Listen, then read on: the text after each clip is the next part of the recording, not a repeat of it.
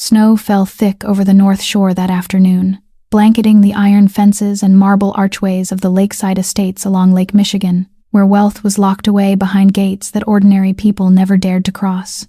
On the white stone steps of one of the grandest mansions, a young woman was struggling to help an old lady climb, one step at a time. She was only 27, nearly 9 months pregnant, her thin maid's uniform soaked through with melted snow and clinging to her trembling back.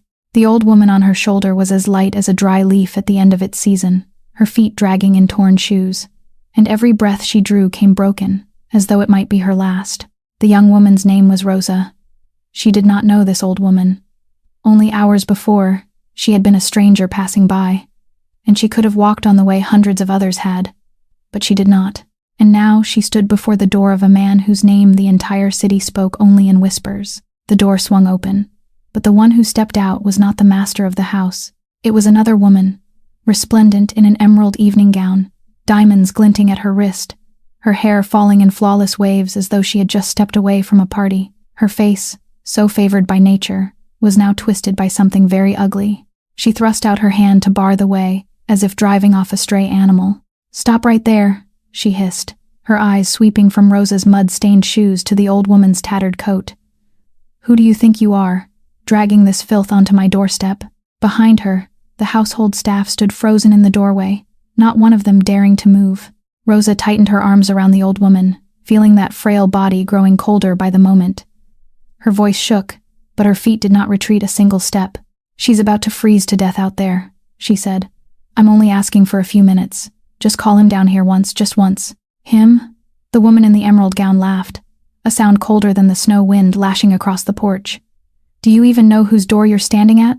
Girl, get out of here, before I have you both dragged out like 2 sacks of trash." And in that very moment, when all hope seemed to have gone out, the old woman on Rosa's shoulder slowly lifted her head. Her eyes, clouded by years and hunger, opened toward the unfamiliar house. Her cracked lips moved, and from a chest nearly emptied of breath, she uttered a single sentence, only one, but enough to strike the arrogant woman silent, enough to make the whole magnificent mansion seem to stop beating. "Tell Salvatore," she whispered, "that his mother is still alive." Of all the names across this entire city, there was only one Salvatore that made people lower their voices. A man the police did not dare touch, before whom even the most powerful families bowed their heads. And this ragged, starving woman, dying on the shoulder of a stranger who happened to be a maid, had just called him her son. Rosa stood there, in the falling snow, one hand holding up the life of a woman she had never known, the other resting unconsciously on the curve of her own pregnant belly. She could not have known that her decision to stop and save a stranger that day was about to pull her and her unborn child into a storm that would tear open every secret buried behind these golden gates, and that before it all was over, the story of 3 people abandoned by life would change forever what the word family was ever meant to mean. If this story touched your heart, please leave a like, share it with someone who needs to hear it today, and subscribe to our channel so you never miss the next journey of healing. The snow continued to fall without pause upon the marble steps, as the old woman's words still hung suspended in the bitter air. And in that moment, the entire world seemed to stand still. The woman in the emerald gown, whose name was Camille, remained rooted where she stood, one hand still raised halfway, though not a trace of authority remained in it. The contemptuous smile on her face froze, and then disappeared, giving way to something paler than the snow itself. Just beyond the threshold, the servants remained motionless, but their silence had taken on a different meaning now. It was no longer the fear of their future mistress's fury, but the uneasy sense that something of enormous consequence had just been spoken before their very eyes. Rosa felt the change in the air, though she didn't understand why. She only knew that she tightened her arms around the frail body growing colder against her, praying that someone, anyone, would step forward and listen. Then, from somewhere deep within the mansion, beyond corridors lined with thick carpets, and beneath the glittering light of crystal chandeliers, the sound of footsteps began to echo. They weren't hurried, they weren't loud, they were simply steady and measured, yet with every step, the servants pressed closer to the walls and lowered their heads, as though an invisible current of cold air were moving toward them. Camille spun around, and for the first time that afternoon, she was the one who stepped back. The man who emerged from the shadows of the corridor carried himself like someone who had never needed to raise his voice to make others obey.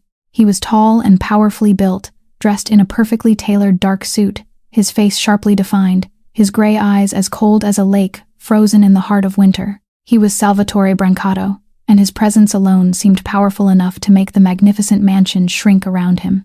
He didn't look at Camille. He didn't look at the trembling servants. His gaze, sharp and detached as a blade, swept over Rosa without stopping, because to a man like him, a drenched housemaid standing at the threshold was no more significant than a shadow. His voice rose low and calm, frightening precisely because of its restraint, the voice of a man who had grown accustomed to watching the world turn according to his will. "What's happening here?" he asked.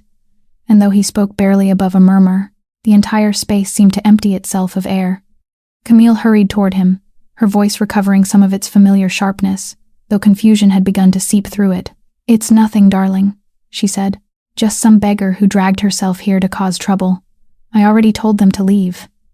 But Salvatore didn't answer her. At that exact moment, the old woman in Rosa's arms stirred faintly, and her clouded eyes found the face of the man standing in the doorway. She stared at him intently, as though she were looking beyond the expensive suit, beyond the cold authority, searching for something that had been buried for far too long. Then, from her dry and cracked lips, another name escaped. It wasn't the name the entire city used when speaking of him in fear. It was something else, something gentle and weathered by time, a name only one person in the world had ever used for him. "My Sal," she whispered. "You've come home."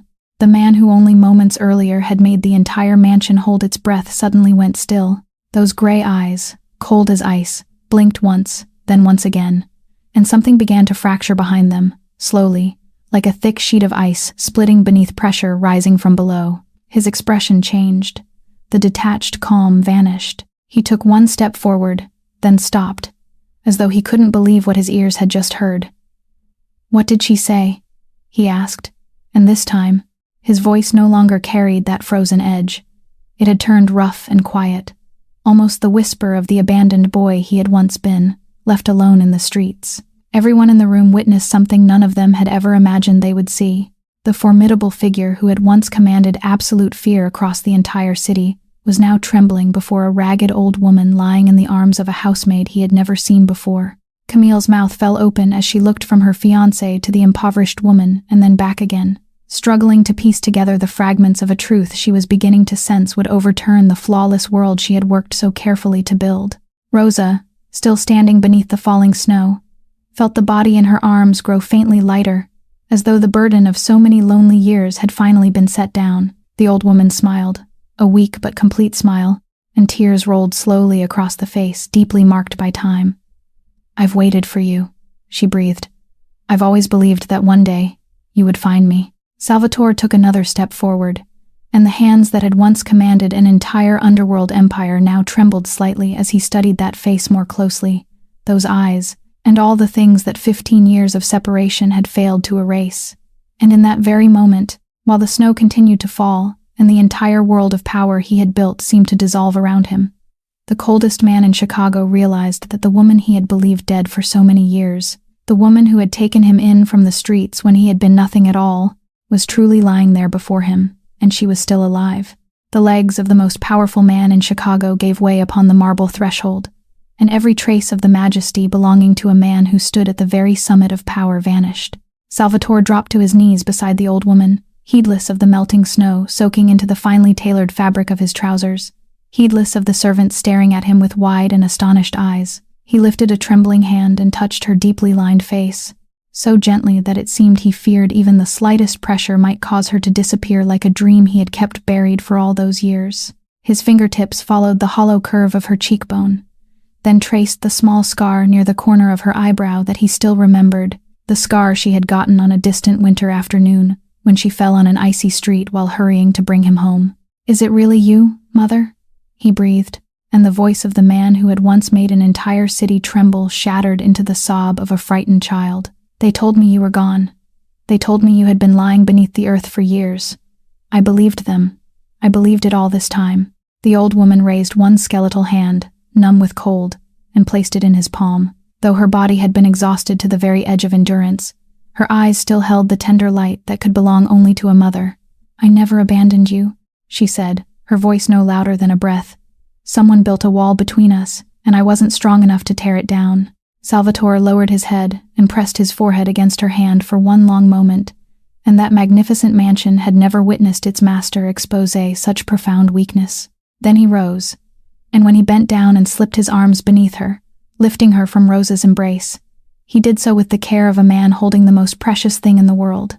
He cradled her against his chest, and her body was so frighteningly light that his heart tightened with pain. Then he began walking into the house, leaving wet footprints across the gleaming stone floor behind him. It was at that moment that Camille rushed forward and blocked his path, her beautiful face twisted with panic and outrage. "You can't be serious," she cried. "We have important guests arriving for dinner. Are you really going to let some filthy woman who reeks of the streets lie inside this house? Do you have any idea what people will say?" Salvatore stopped.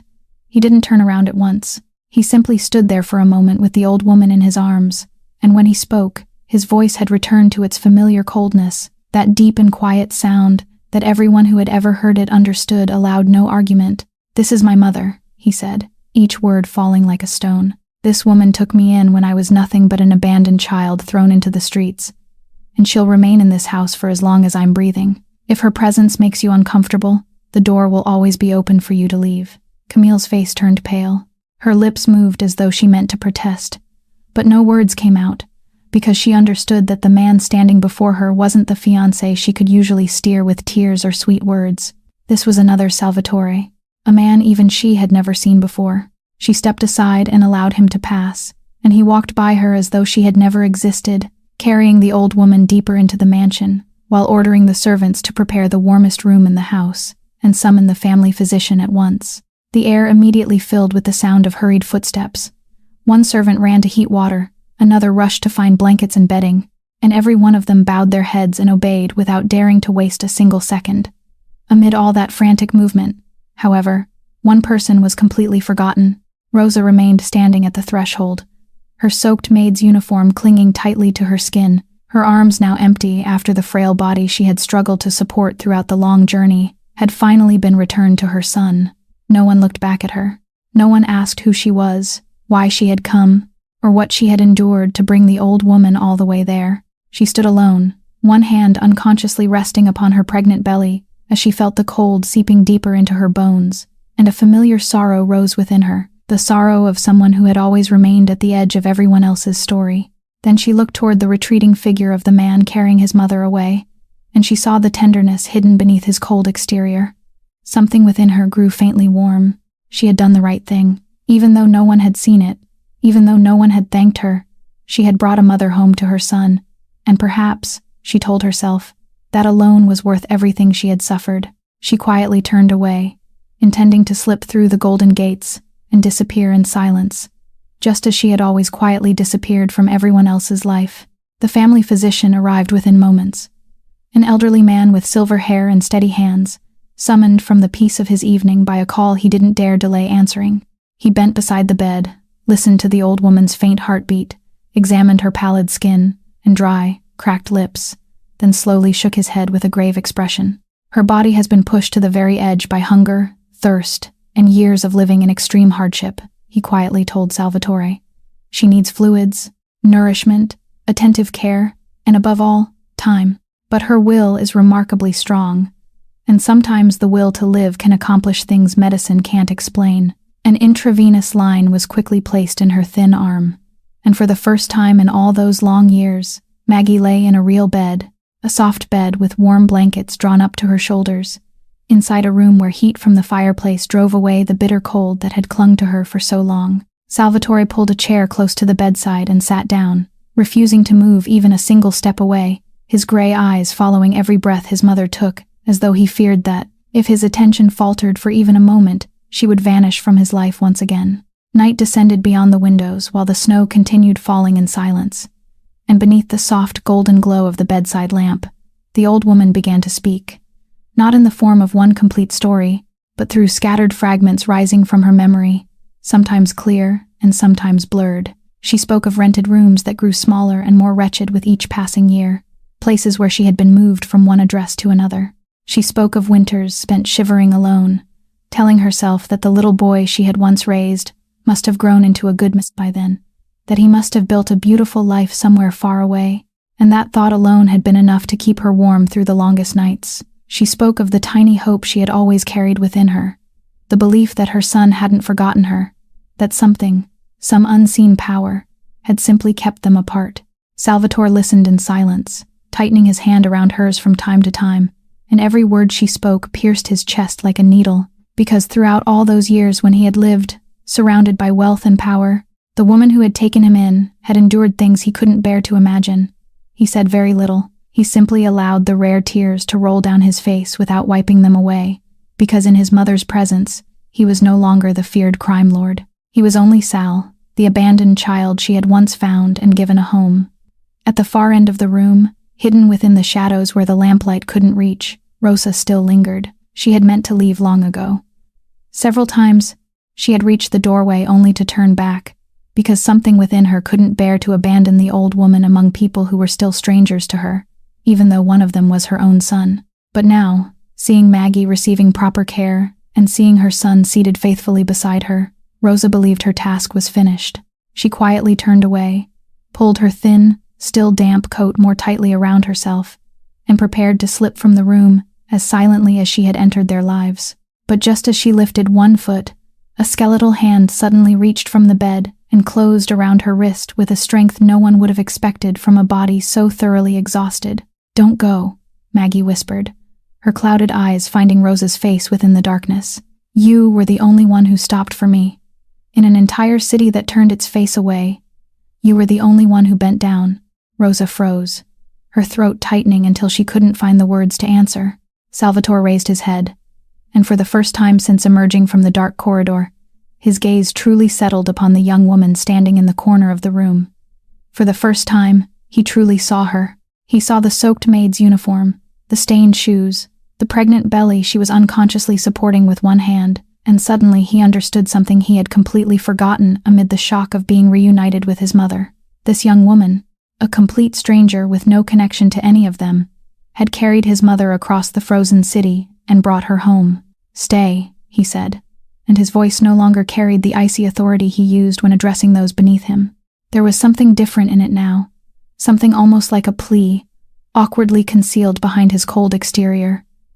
"I haven't thanked you yet, and my mother needs you beside her tonight." Rosa looked at the old woman's hand still wrapped tightly around her wrist, then at the pleading eyes of the elderly mother, and finally at the powerful man waiting for her answer. She gave a quiet nod, never knowing that this single gesture would completely change the rest of her life.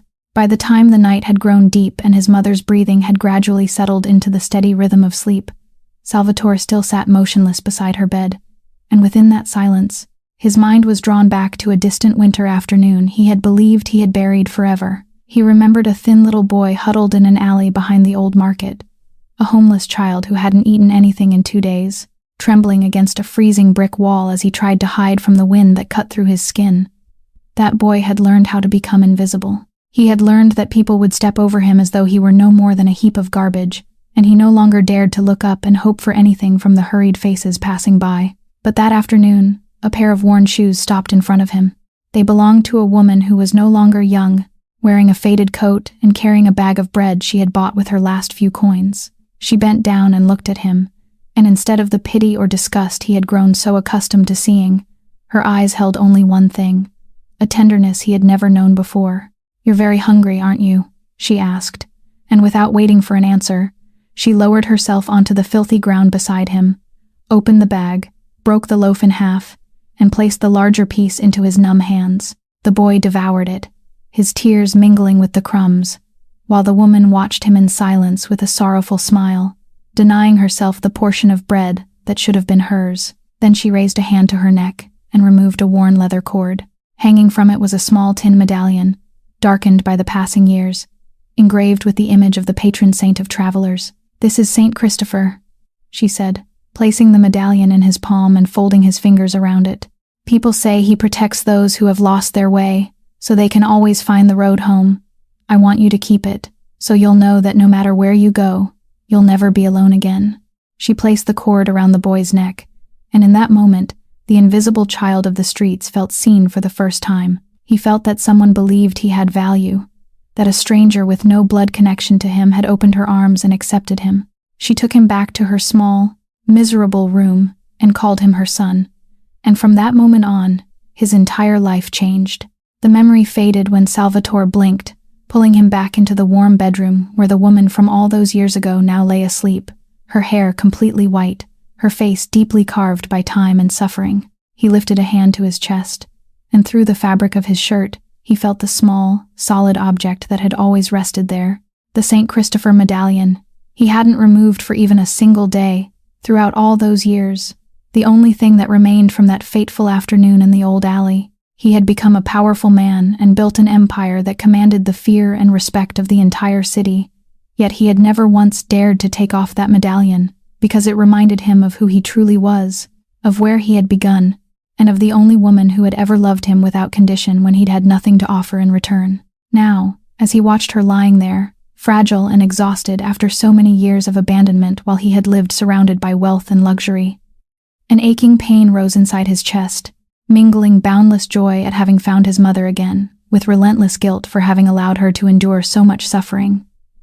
He gently took her hand, careful not to wake her, and within the still darkness of the room, he silently made a vow to himself, a vow no power on earth could ever shake. He would never allow anyone to separate them again. He would spend the rest of his life making amends for the years they had lost, and whoever had caused his mother such misery would pay the price. His gray eyes, softened moments earlier by love, now flashed with their familiar coldness, because he knew the events that had driven his mother to the brink of death couldn't have been mere coincidence, and he would uncover the truth hidden behind everything that had happened. The following morning, when the first rays of sunlight slipped through the window, and Maggie had regained a little strength from the intravenous fluids and a night of rest, she was finally lucid enough to tell her son the story she had carried in her heart for so many years. Salvatore sat on the edge of the bed, still holding his mother's hand, and listened with a patience few people had ever witnessed in a man like him. She began slowly, her voice still weak, yet every word was clear, as she spoke of the days after he had left their hometown and gone to the city to build a life for himself. "Do you remember Patrick?" she asked. "My brother-in-law, the husband of my late sister." Salvatore gave a slight nod. In his memory, Patrick Doyle had been an open-hearted, agreeable man whom he had respected as an elder of the family, someone to whom he had faithfully sent gifts on every holiday, someone he had trusted to care for his mother while he devoted himself to building his future far away. "He was the man you asked to look after me," Maggie continued, "and every month you sent him money for my care. I knew because, in the beginning, he used to tell me about it. He would boast that you had become successful, that you never forgot to send money home." But then her voice grew quieter, and her eyes drifted into the distance as though she were looking back upon all those bitter years. "That money never reached me," she whispered. "Patrick kept every cent. He used it to build a house for himself and expand his business, while he moved me from one room to another, each one smaller and more miserable than the last. At first, I was still living in the family property. Then he said he needed the space for something else, so he moved me into a cramped, rented room, and after that, into an even smaller one, until all I had left was a damp corner in a boarding house at the farthest edge of the city, where no one knew who I was." Salvatore's hand tightened around hers, the veins rising beneath the skin, but he forced himself to remain still so that his mother could continue. "The worst thing," Maggie said, and this time her voice trembled with pain, "was that he told you I was dead. He informed you and the rest of the family that I had died from an illness, so you would stop looking for me, so no one would question the money you kept sending home. And just like that, I became a dead woman while I was still struggling to stay alive." Tears rolled down her cheeks. "I couldn't understand how anyone could be so cruel. I prayed every night. I kept wondering what sin I had committed to deserve such a fate. But then I realized that sometimes greed can strip a person of every last trace of humanity." Salvatore remained silent for a very long time after his mother finished speaking, and there was something within that silence far more terrifying than any thunderous outburst of rage. His expression didn't change. Not a single muscle in his face moved, yet his gray eyes had become two shards of ice, so cold and sharp that the sight of them could make anyone shudder.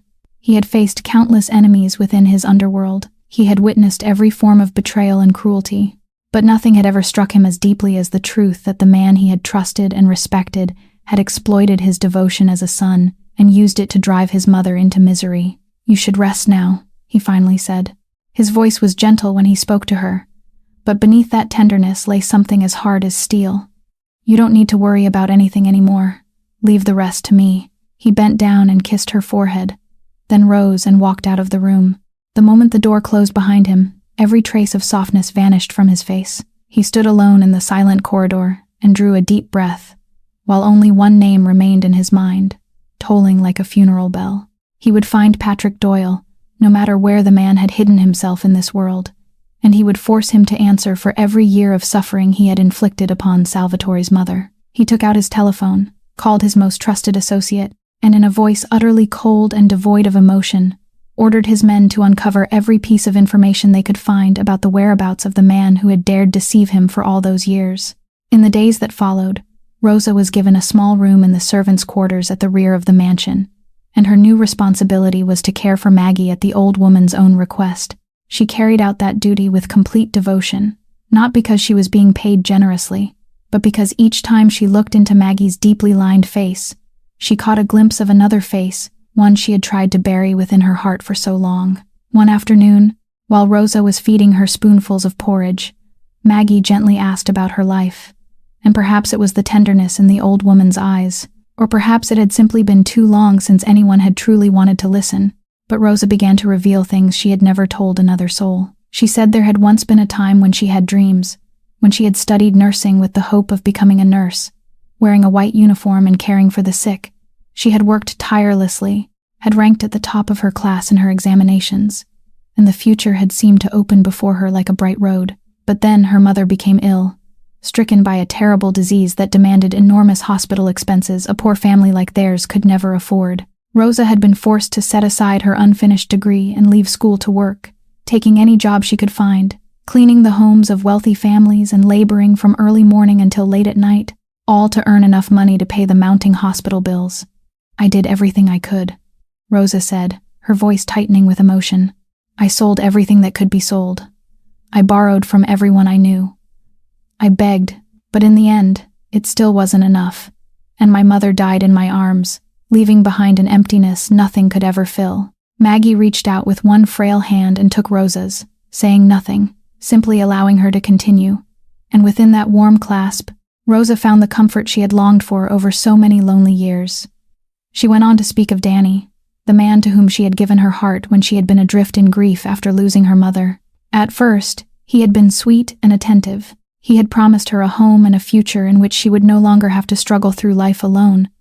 But she hadn't seen his true nature until it was too late. She hadn't known that behind his polished charm was a gambling addict, a man willing to sacrifice everything at the gaming tables. He had borrowed money from everyone he could, taking on debts she knew nothing about, borrowing from loan sharks connected to one of the city's most notorious gangs. Then, on the day she told him she was carrying their child, instead of joy, she saw only panic on his face. A few days later, he disappeared without a word of farewell, leaving her alone with a growing baby and a mountain of debt that the collectors now placed entirely upon her shoulders. "I don't know what to do," Rosa whispered. "This baby is all I have left. It's the only light in my life, but it's also the reason I have to live in constant fear, always looking over my shoulder." When she finished, she lowered her head, both hands resting protectively over her pregnant belly, as though she could shield the tiny life within her from all the bitterness of the world. Maggie watched her for a long time, then gently drew her closer and embraced her with arms that were weak yet strangely warm. "My dear girl," she whispered, "you have far too kind a heart for this cruel world, and that is why you stopped for a helpless old woman while the entire city turned away." Rosa broke down in Maggie's arms, and in that moment, two strangers, one old and one young, both abandoned by life in different ways, found in each other the love they had both lost. To Rosa, holding Maggie felt like holding the mother she had lost forever, and she silently promised herself that no matter what happened, she would never abandon this old woman. While the bond between Rosa and Maggie grew stronger with each passing day, in another wing of the mansion, a silent storm was beginning to gather beneath Camille's magnificent appearance. She couldn't bear the presence of the impoverished old woman inside the house she regarded as her own private kingdom, and she couldn't accept the thought that this raggedly dressed woman was now being treasured like something precious by her powerful fiancé. Camille stood before the large mirror in her private room, studying the flawless reflection staring back at her, while her mind filled with dark visions of everything that might go wrong. Her marriage to Salvatore Brancato wasn't merely a matter of love. It was an event eagerly anticipated by the highest circles of society throughout the city, a union between two names of extraordinary power, and she had devoted more effort than anyone could imagine to creating the image of herself as the perfect woman, worthy of standing beside a man like him. Now, the sudden arrival of a future mother-in-law who had emerged from the slums, a rough-spoken woman with calloused hands, threatened to destroy everything Camille had so carefully built. She imagined the searching looks of her wealthy friends, the whispers behind her back at elegant parties, the intrusive questions she would be forced to avoid, and the thought alone was enough to make her tremble with fury. But Camille's fear went far beyond appearances, and that was the truth she concealed even from herself. That afternoon, her father, Roland Ashford, one of the most experienced and dangerous financial magnates in the city, had summoned her to speak with him privately in his office. Seated behind an enormous oak desk, a cigar held between two fingers, he studied his daughter with the cold gaze of a man who measured every human being solely by their usefulness. "This marriage must proceed exactly as planned," he said, his voice low and calculating. "Do you understand how important it is?" Ashford then explained something he had never spoken so openly before. The empire Salvatore had built was a rich prize he had coveted for years, and only after the marriage was complete, only after the two families had become one, would he be able to begin placing his own people inside Salvatore's organization, manipulating its business relationships, and eventually swallowing everything Salvatore controlled. "You're my piece on the board in this game," he told her bluntly, "and I won't allow anything to ruin it." It was then that Camille let slip the news of the old woman's arrival, and she saw her father's expression darken immediately. "A mother?" Ashford murmured. "That isn't good at all." He rose from his chair and walked to the window, and with the cold mind of a man who had spent his life calculating every possible outcome, he immediately recognized the danger concealed within what might otherwise have seemed like a harmless reunion. A man as cold as Salvatore, once he has found the mother he believed he had lost, will begin to soften, he said. He'll start caring about things other than power and money. He'll have a weakness. And once his heart begins to change, he may decide he no longer needs this marriage. Or worse, he'll become more cautious and harder to control than ever before. He turned and looked at his daughter, a sinister light gleaming in his eyes. "That old woman must disappear from his life," he said. "But not through anything crude. You must make him drive her away with his own hands. You must make him lose faith in her. You understand what I mean, don't you?" Camille left her father's office in an entirely different state of mind. Her jealousy and irritation had now been strengthened by a motive far colder and more dangerous. She no longer wanted to remove the old woman merely to protect her reputation. She understood that this was a task, a move in the greater game being played by her family, and that if she failed, she would lose everything as well. When she returned to the mansion, she sat alone in the darkness, her long, slender fingers tapping lightly against the arm of her chair, and within her sharp, calculating mind, she began carefully arranging each step of a plan she knew would have to be extraordinarily subtle. The old woman couldn't simply vanish. She had to become something suspicious in Salvatore's eyes, a threat, a liar, and Camille smiled coldly as the first pieces of her conspiracy began to take shape within her mind. At the same time, on another level of the empire Salvatore ruled, a different problem was waiting for him, and it revealed the man the entire city feared whenever he stepped into the heart of his own domain. In a sealed room buried deep beneath a building owned by the organization, a sickly yellow light fell upon a man hunched in a chair at the center of the room, sweat pouring down his face despite the bitter winter cold. His name was Vince, a longtime member whom Salvatore had once trusted with managing part of the organization's business interests, but his men had recently discovered that Vince had been secretly passing information to outsiders in exchange for hidden payments. Salvatore entered the room without hurry, his hands resting in his trouser pockets, and the manner of his arrival alone seemed to make the air solidify. He didn't shout, he didn't strike the table, he showed no outward sign of anger, because those who truly possessed power never needed noisy displays. He pulled a chair across from Vince and sat down, his cold gray eyes fixed directly upon the traitor with a calmness more terrifying than any outburst of fury. "I gave you a home when you had nothing," he said quietly. "I trusted you, and you know that in our world, trust is the most valuable thing we possess, and also the easiest thing to break." Vince stammered out pleas for mercy, swearing that he had been foolish only once and begging to be forgiven, but Salvatore merely raised one hand, and the man fell silent at once. He didn't need excuses. He needed only one answer to one question, and in that even, icy voice, he asked who had paid for the information. It was then, with nowhere left to turn, that Vince revealed something that caused Salvatore's eyes to narrow slightly. He said that strangers had recently approached him, men who hadn't only asked about the organization's business dealings, but had also been searching for information about something else. An elderly woman who had recently appeared at Salvatore's mansion, who she was, and what relationship she had to him. They paid very well for information about her, Vince said, trembling. I swear I don't know who they are. They were very secretive, but they had money, a great deal of money, and they were especially interested in that woman. At those words, a chill ran along Salvatore's spine, because they confirmed a suspicion he had already begun to feel, that his mother's appearance wasn't merely a reunion, but something that had drawn the attention of an unseen force hiding in the shadows. He sat in silence for a moment, and in that instant, an old image flashed through his mind, the image of the thin boy he had once been, shivering in a frozen alley, the boy who had learned that in this merciless world, anyone who revealed a weakness would be crushed. He had shaped himself into a man without weaknesses, and now that he had finally recovered the most precious person in his life, someone was watching that very weakness. He rose to his feet, looked down at Vince, and delivered his judgment without the slightest hesitation. I won't take your life, he said, because you're not worth that much of my attention. But from this moment forward, you have nothing left in this city. Everything you gained under my protection will be taken from you, and you have one night to leave Chicago forever. If I see your face in this city again, or if I discover that you've spoken even half a word to anyone, then my promise to spare your life will no longer stand. Vince nodded frantically, tears streaming down his face in relief at being allowed to live, and Salvatore's men dragged him away while Salvatore turned and left the room without looking back. But as he walked along the dark corridor, his thoughts weren't on the traitor he had just exiled. They circled only around the words Vince had spoken, about the strangers quietly searching for information about his mother, and Salvatore knew he had to find them before they had the chance to act.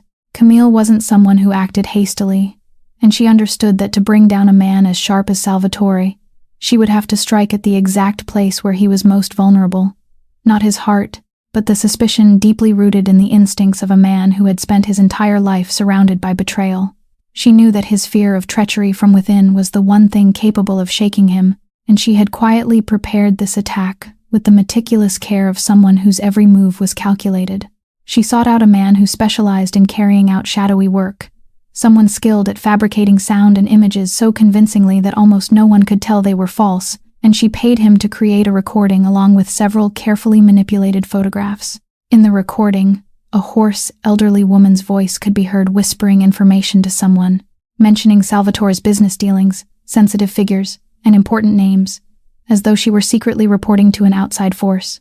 The photographs showed the bent figure of an old woman meeting an unfamiliar man on a secluded street corner.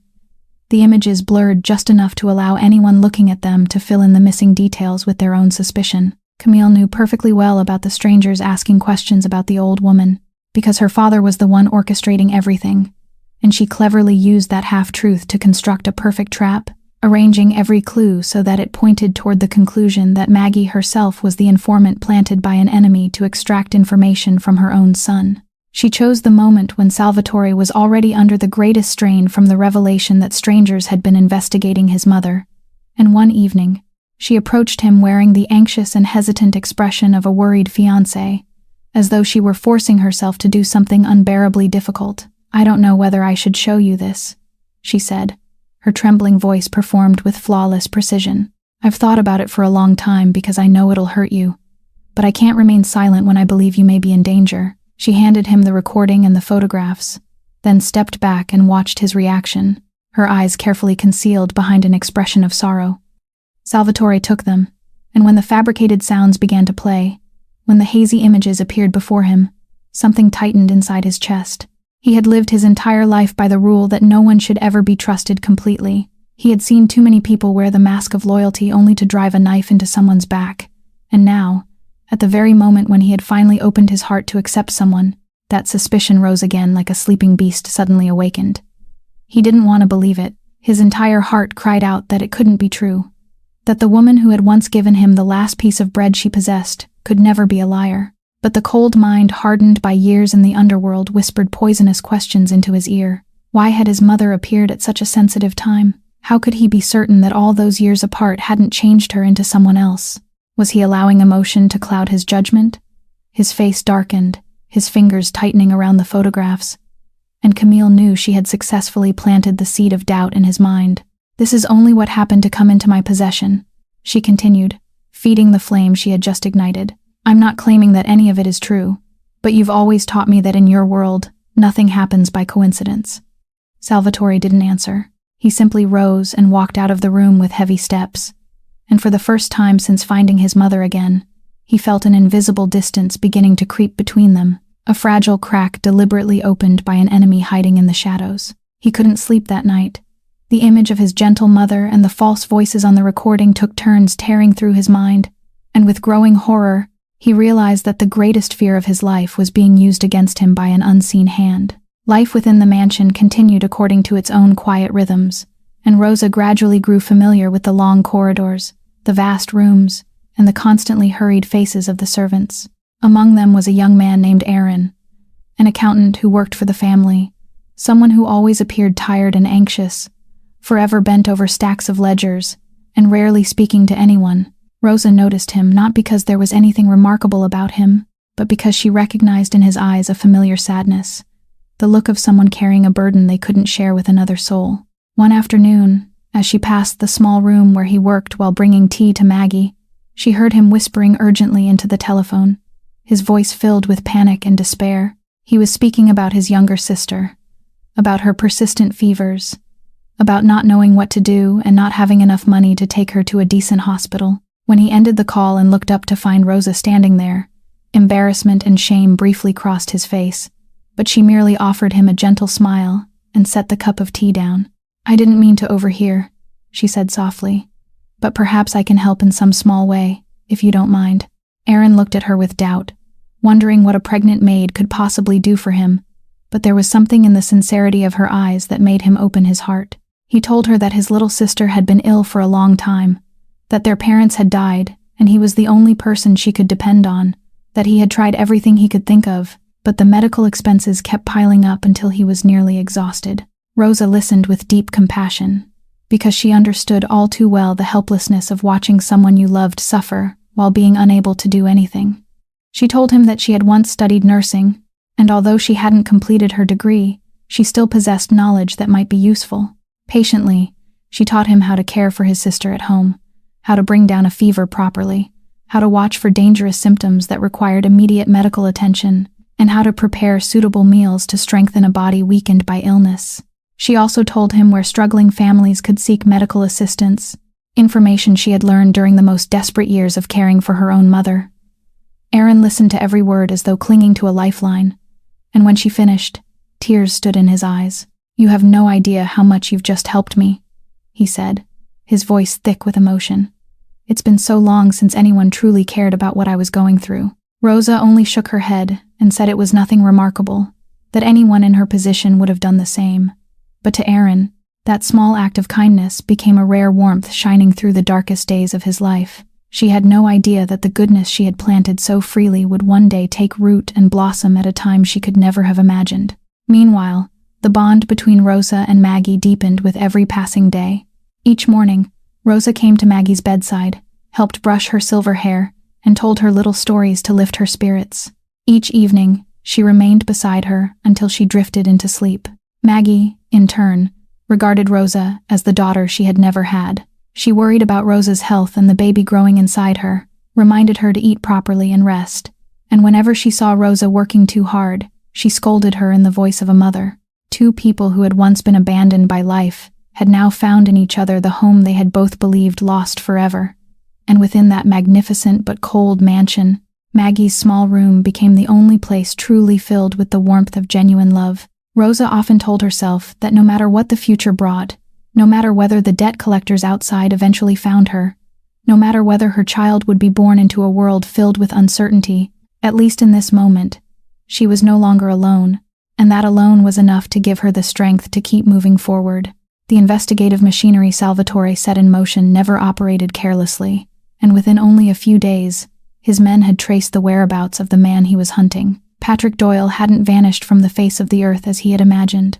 He had merely moved to a town far from the city, disguising himself as a respectable businessman and enjoying a comfortable life built upon the money he had stolen. The dossier placed on Salvatore's desk contained every detail about where Patrick lived, whom he associated with, and everything he currently owned.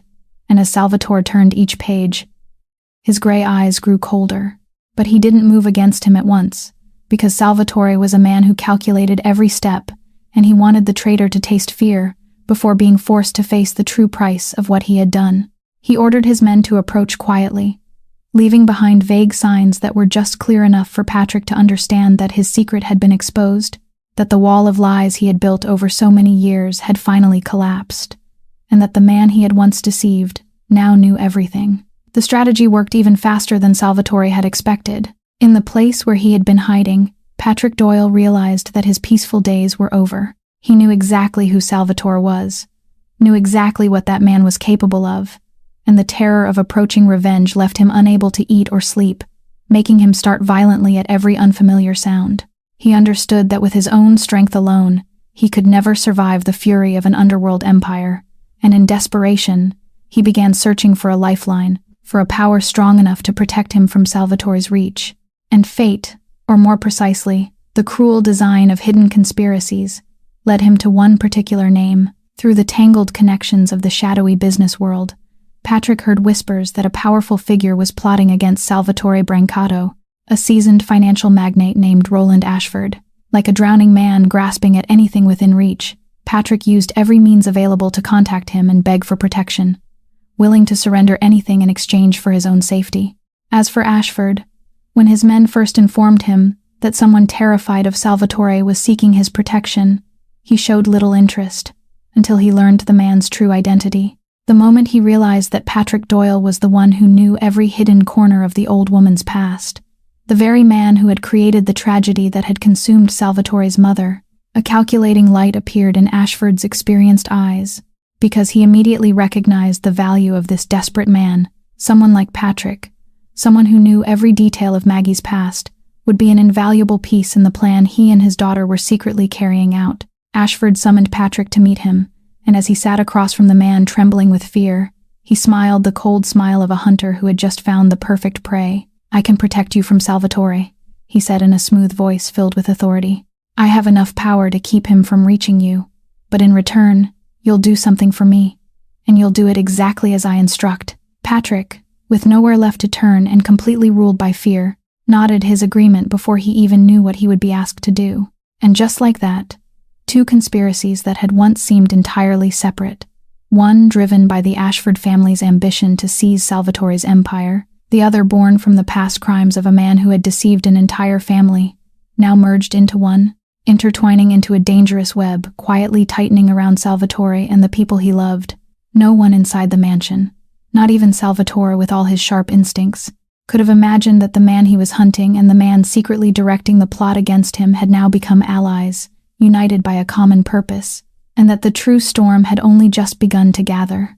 The storm Ashford had been quietly preparing chose the most dangerous possible moment to strike. In those days, Salvatore stood on the threshold of one of the most important deals of his career, a partnership with a powerful international investor named Halloran, who had flown across the ocean to Chicago to sign the contract. Both sides had spent nearly an entire year negotiating. This was the turning point that would carry Salvatore's empire onto the international stage, and he understood that even the smallest mistake could cause everything to collapse.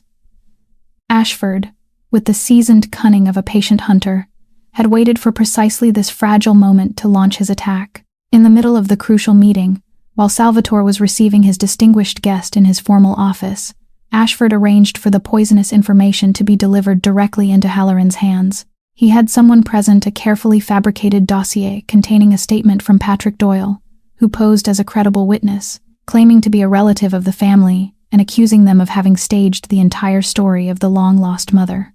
According to his smooth and calculated lies, the old woman wasn't Salvatore's mother at all, but an imposter hired to take part in an elaborate blackmail scheme targeting the crime lord's enormous fortune. More dangerously, the statement was accompanied by a stack of falsified financial records, reports suggesting that suspicious funds were being withdrawn from the family's accounts, with questionable expenses deliberately linked to the old woman's arrival. as though an entire operation were using her to drain the family's wealth. The documents had been forged so skillfully that almost no one would have thought to question them, because they had been created by Aaron himself, the young accountant whom Ashford had driven into a corner and forced to take part in the crime by exploiting his desperation over the money needed for his sister's medical treatment. When the documents were placed before him, the expression on Halloran's face changed immediately. As a man who had spent his entire life surviving the merciless world of finance, he understood all too well that instability within a family was often a sign of deeper fractures inside an entire empire. "I came here to invest in strength and credibility," he said, in a carefully measured voice, "not to become involved in a scandal that could destroy my reputation. I don't need to know whether these accusations are true. The fact that they exist is enough to make me reconsider." Salvatore felt as though the ground beneath his feet were beginning to split apart. Nearly a year of effort now stood on the verge of dissolving into nothing within a single moment.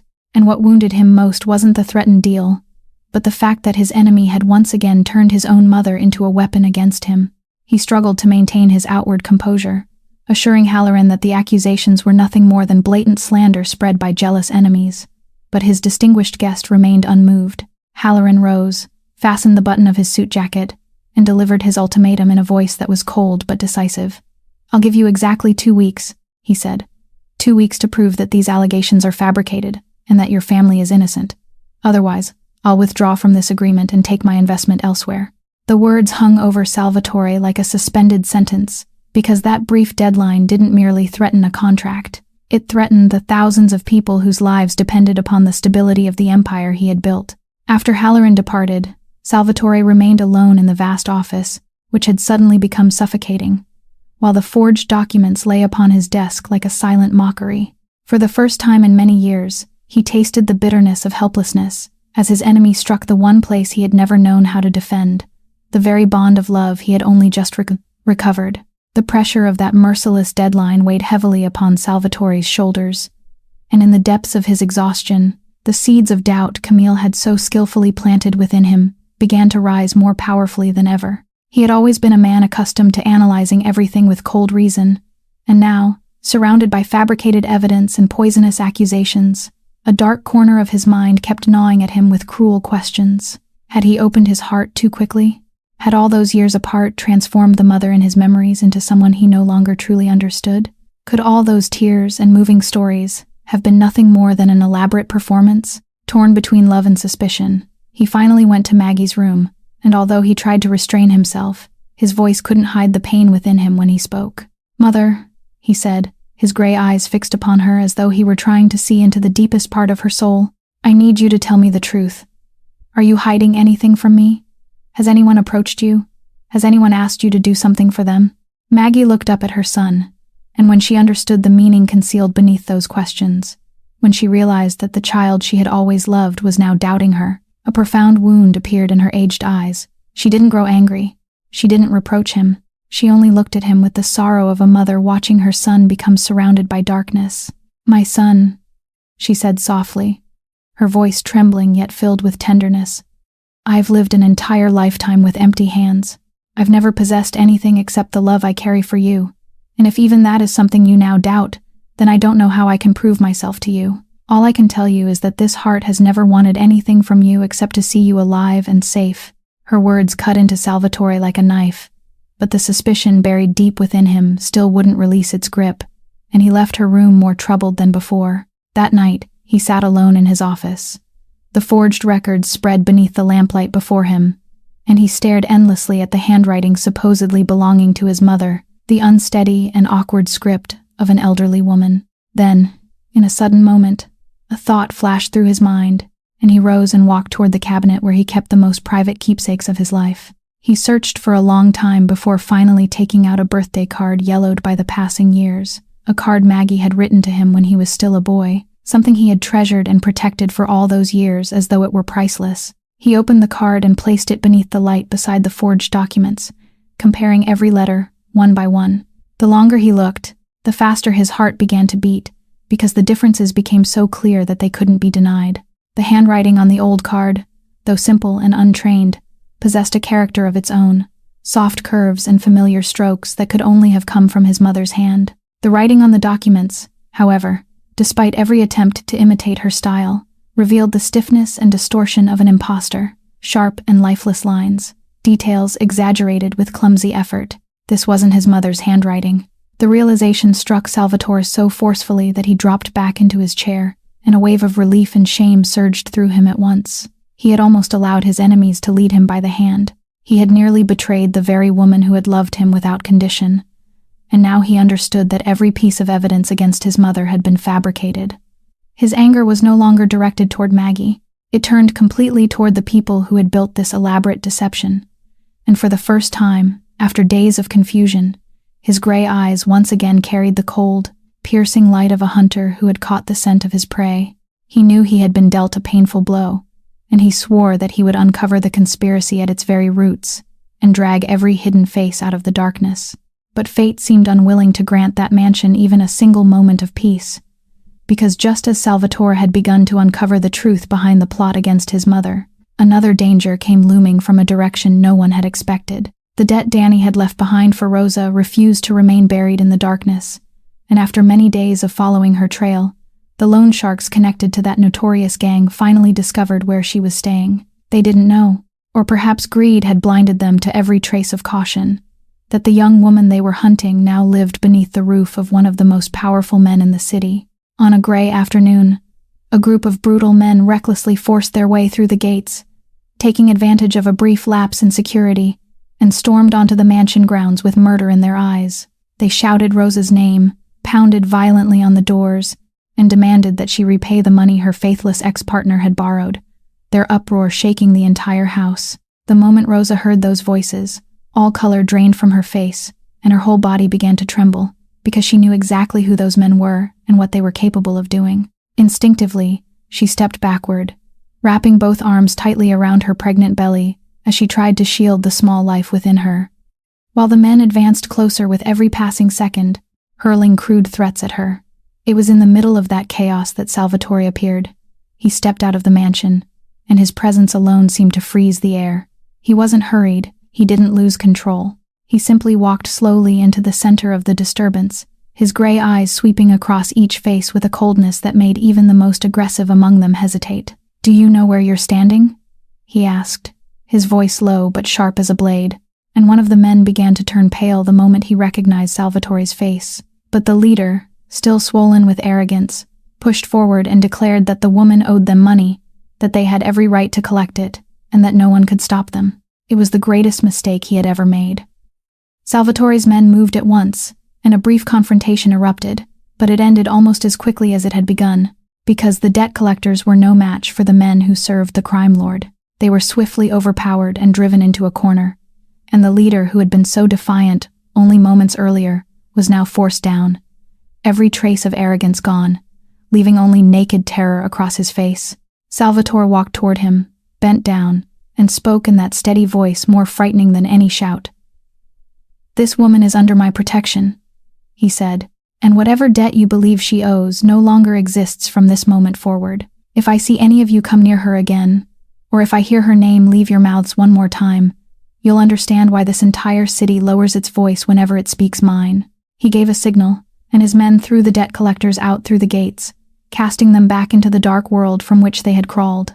When everything finally grew quiet, Salvatore turned toward Rosa, who was still pressed against the wall, her eyes glistening with tears, and both hands wrapped protectively around her belly. In that moment, as he saw the fear and loneliness etched across her face, something within him shifted.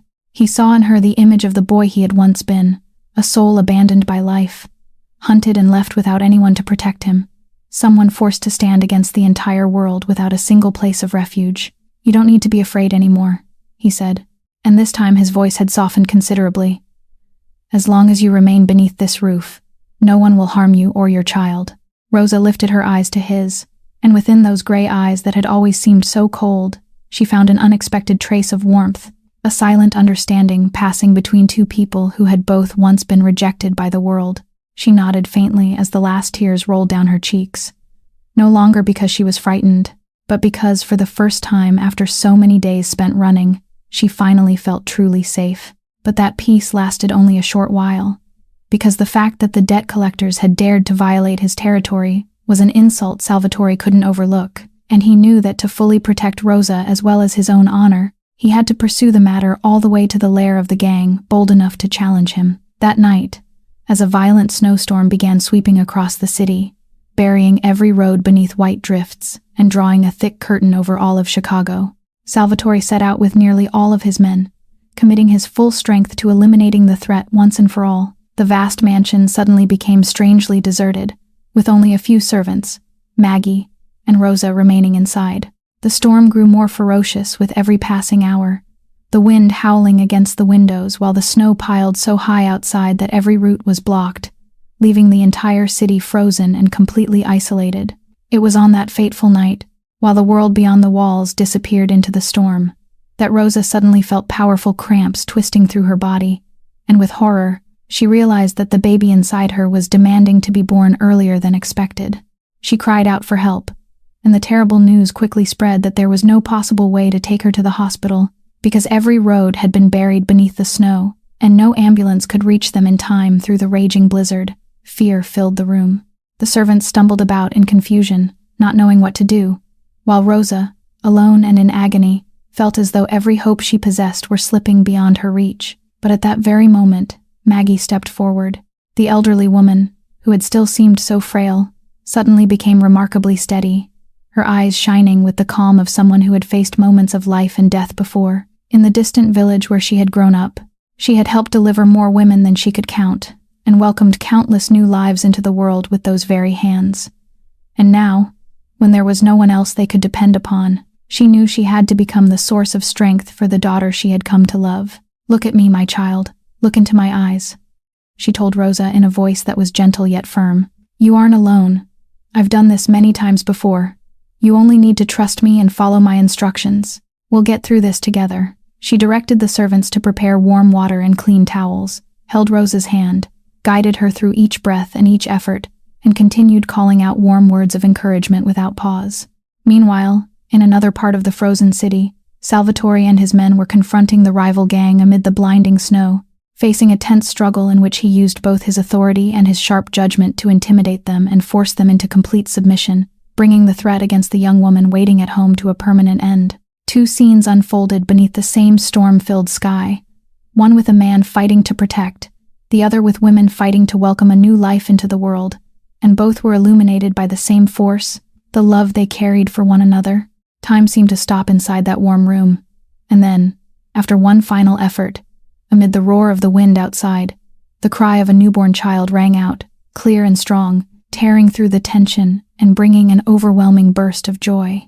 The baby had arrived safely, and Maggie, her hands trembling with emotion, gently lifted the tiny child, cleaned the newborn, and wrapped the little body in a soft, warm cloth before placing the baby in the arms of the exhausted mother, whose heart was overflowing with happiness. Rosa looked down at the tiny face of her child, the child she had protected alone through so many storms, and tears of joy rolled freely down her cheeks.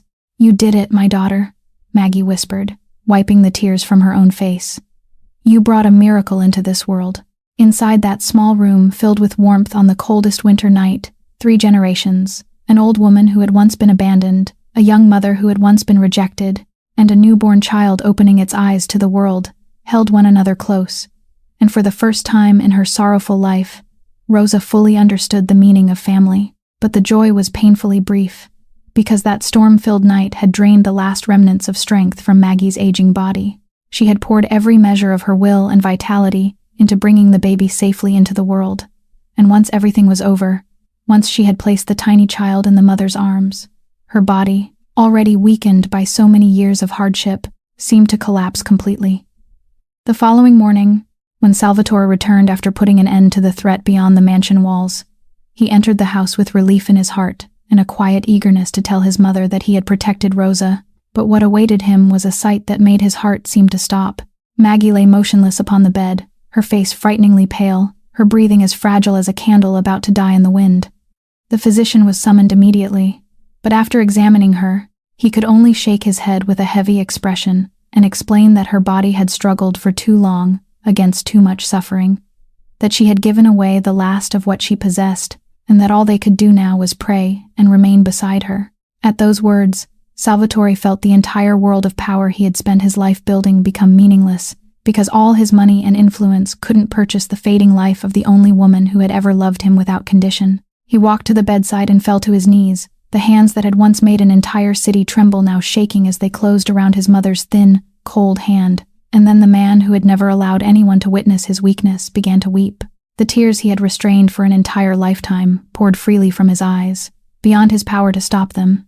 And between broken sobs, he confessed everything he had carried inside his heart. "Mother, please don't leave me," he said, his voice shattered. "I wandered too far. I allowed power and money to turn me into a man even you might no longer recognize. I built walls around my heart so high that I forgot what it felt like to be loved. I became cold and merciless because I was afraid. I was afraid of being weak. I was afraid of being abandoned once again, like the little boy you once found in the streets. And that fear nearly made me betray you. It made me doubt the mother who gave me her last piece of bread when I was nothing." He lowered his head against her hand, his tears soaking into her wrinkled skin, and continued whispering his remorse from the deepest place within him. "You taught me that no matter where I went, I would always find my way home," he said, remembering the promise she had given him so many years before. "But I lost myself for far too long. I forgot the way back. And now that I've only just found you again, I can't bear the thought of losing you a second time. Please stay. Give me the chance to begin again, to become the son you always hoped I would be, and to repay you for all the years when I wasn't by your side." Inside the silent room, where only his broken sobs and her faint breathing could be heard, time seemed to stop. Rosa stood quietly in one corner, holding her newborn child in her arms, and watching with tears streaming down her face, because she understood better than anyone the agony of being about to lose a mother. Then, as the first rays of dawn began to slip through the window and drive away the darkness left behind by the storm, Maggie's hand stirred faintly within his. Her aged eyes slowly opened, and despite her weakness, she still recognized the son kneeling and weeping beside her. "Don't cry any more, my son," she whispered, a faint smile appearing upon her lips. "I'm still here, and I haven't gone anywhere." At the sound of his mother's voice, Salvatore lifted his head sharply, and in that moment, beneath the rising light of dawn, a fragile but comforting ray of hope began to shine within the tear-filled eyes of the man whom nothing had ever seemed capable of breaking. As Maggie's health gradually stabilized over the days that followed, and as the fear of losing his mother loosened its grip on Salvatore's heart, he never forgot that the investor's merciless deadline still hung over him, and that he needed evidence powerful enough to overturn the entire game his enemies had arranged. One quiet evening, while he sat beside his mother's bed, his hand moved by habit toward the St. Christopher medallion hanging around his neck, the keepsake he hadn't parted with for so many years. He lifted it and slowly turned it between his fingers beneath the gentle lamplight, and in that unexpected moment, his gaze settled upon the back of the medallion. Since childhood, he had assumed those faint, worn markings were merely decorative patterns faded by age, but examining the medallion closely under the strong light, he noticed for the first time that the microscopic lines formed a precise sequence. They had been arranged in a strange and deliberate order, and as his eyes followed them carefully, his heart began to beat faster when he understood that they were actually a sequence of numbers and letters engraved with painstaking precision. He turned toward his mother, and his voice filled with confusion, asked her what the symbols meant. Maggie looked at the medallion in her son's hand, and a faintly sorrowful smile appeared upon her face, as though she were remembering something she had kept hidden for a very long time. "I've often wondered whether you would ever notice them," she said softly. "I carved them there many years ago, when I realized I was being driven into a place from which there might be no escape."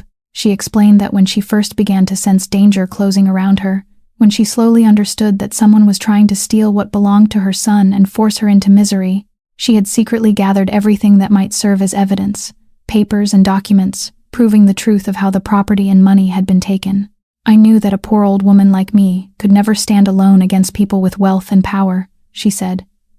"But I still held on to the belief that one day I would see you again, and when that day came, I wanted you to have everything you needed to demand justice." She told him that she had placed all the evidence inside a safe deposit box at a bank, somewhere no one else could reach, and that the sequence engraved on the back of the medallion was the code to that box. "I carved it onto the one thing I knew you would always carry with you," she said, "so that no matter what happened to me, the key to the truth would always rest directly over your heart." Salvatore sat in stunned silence, his entire body seeming to freeze as the realization overwhelmed him, because throughout all those years, The one thing capable of exposing every crime and saving everything had remained beside him, hanging around his neck, touching his skin each day without his ever knowing. The keepsake he had always treasured as a symbol of love had now become a golden key capable of opening the door to justice. Early the next morning, he went directly to the bank, and with that sequence of numbers and letters, he opened the safe deposit box in which his mother had placed so much hope.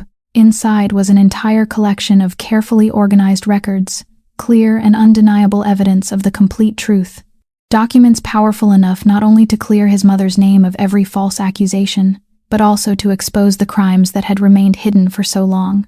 Holding the file in his hands, Salvatore's gray eyes gleamed with a cold yet unwavering determination, because the balance had now shifted entirely in his favor. He didn't merely possess the evidence needed to save the agreement and restore his family's honor. He now had enough weapons to reverse the entire game against those who had been hiding in the shadows, and he knew that the real hunt had finally begun. While Salvatore held in his hands the file that could overturn everything, somewhere else, another person was enduring the greatest inner struggle of his life.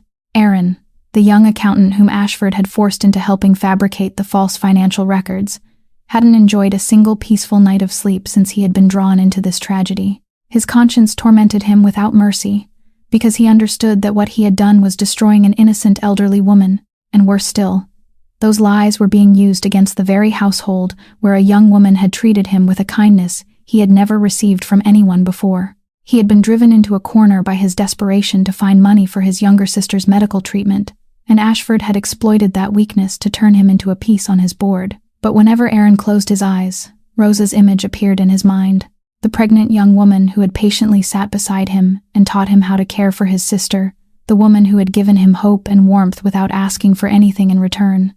He remembered the sincerity in her eyes when she said that what she had done was nothing remarkable, that anyone in her position would have done the same, and the contrast between her selfless goodness and the crime he was helping commit made his heart twist with pain. He realized that if he remained silent, if he continued following Ashford's plan, then the young woman who had brought light into his darkest days, along with the old woman she loved, would be driven into ruin, and he would never be able to forgive himself.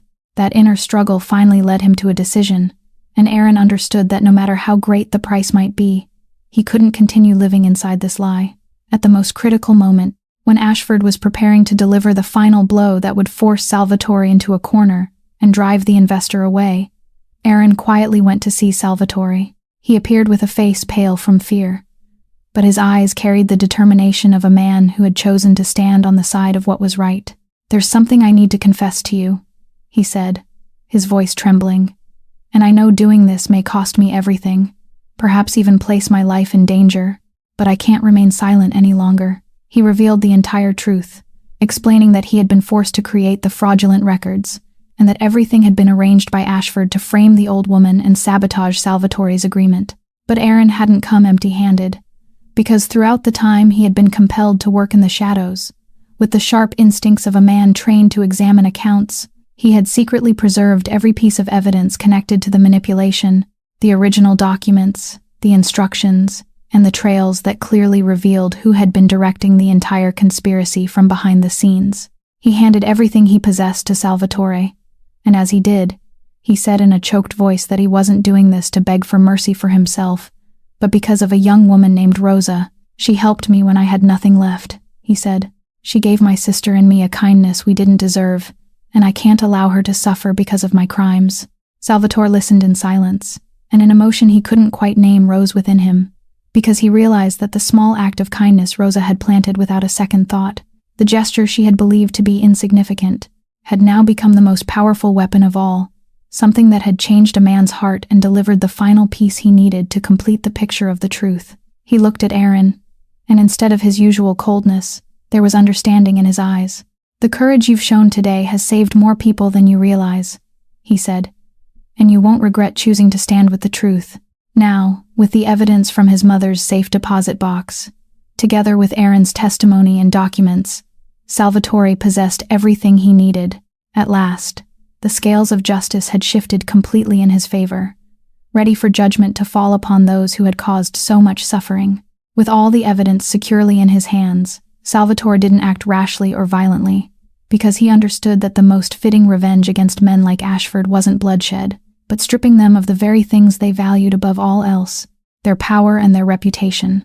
He arranged every detail with the precision of a chess player who already knew he had won, and he chose the exact moment to deliver the final blow. First, he went to Halloran and laid the complete truth before him, the documents from his mother's safe deposit box, together with Aaron's testimony and evidence, exposing every part of the filthy conspiracy that had been created to destroy their agreement. After examining everything, Halloran not only restored his trust in Salvatore, but also expressed admiration for the way he had confronted adversity, and the important deal that had once seemed destined to collapse was now signed on firmer ground than ever before.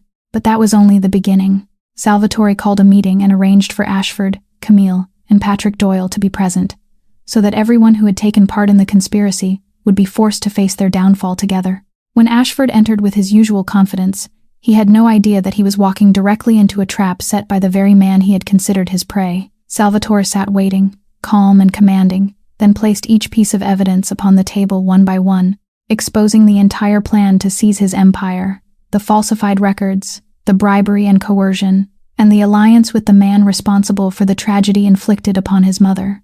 Ashford's self-satisfied expression gradually changed, shifting from surprise to panic as he realized that every move he had made had been completely uncovered. "I've spent my entire life learning how to make my enemies destroy themselves," Salvatore said in his low, chilling voice. "And you, Mr. Ashford, taught me that the most dangerous weapon isn't a fist, but the truth." He informed Ashford that the complete record of his illegal activities, not only those connected to this scheme, but also the other hidden dealings Salvatore's men had uncovered, would be handed over to the authorities and the press. Within a short time, Roland Ashford's celebrated name in the financial world collapsed like a castle made of sand. His partners turned their backs on him, his deals disintegrated, and the empire he had believed untouchable was stripped away piece by piece, leaving him disgraced and with nothing.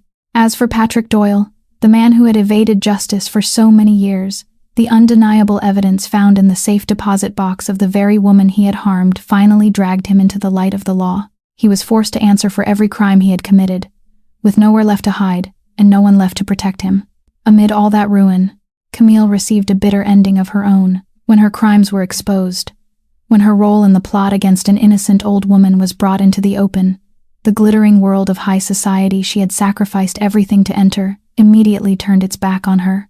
The wealthy friends who had once surrounded her now avoided her as though she carried a disease. Doors that had once opened wide slammed shut, and the flawless reputation she had worked so hard to create dissolved into nothing. Salvatore looked at the woman who had once been his fiancée, and he didn't need to speak a single cruel word, because the collapse of her own life was already the harshest punishment she could receive.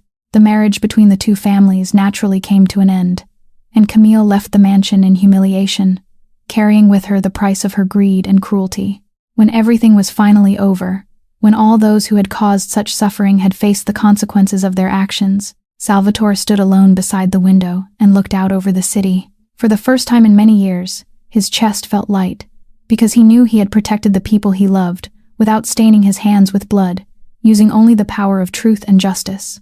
When the storms had passed and true peace finally returned to the mansion beside Lake Michigan, Salvatore found himself facing the greatest decision of his life, one he had never before dared to imagine. As he watched his mother growing stronger with each passing day and saw Rosa tenderly cradling her newborn child, he realized that the underworld empire he had sacrificed his youth to build had never given him the peace he now possessed. He understood that if he truly wanted to become the son his mother had always hoped he would be, and the protector of the small family that had newly formed around him, he would have to leave the darkness behind once and for all, and that was exactly what he did. Step by step, he transformed his entire empire into transparent and legitimate businesses, severed every tie to his shadowed past, and turned everything that had once been built through fear into something founded upon dignity and respect. It wasn't an easy road, but each time he looked into the baby's clear and innocent eyes, he found the strength to continue, because he wanted to give that little child a world far better than the one in which he had grown up. Maggie, now restored to health, became the heart of the household, the gentle grandmother who always sat beside the fireplace telling fairy tales to the children. Among those who often gathered around her was Frankie, the young son of the family's loyal housekeeper. a bright and kind-hearted boy who eagerly came running whenever Maggie began a new story, his eyes wide with wonder as he listened, and his laughter ringing brightly whenever the tale reached a happy ending. The boy's laughter, the newborn baby's soft babbling, Maggie's warm storytelling voice, and Rosa's gentle presence transformed the mansion that had once been so cold into a true home filled with warmth.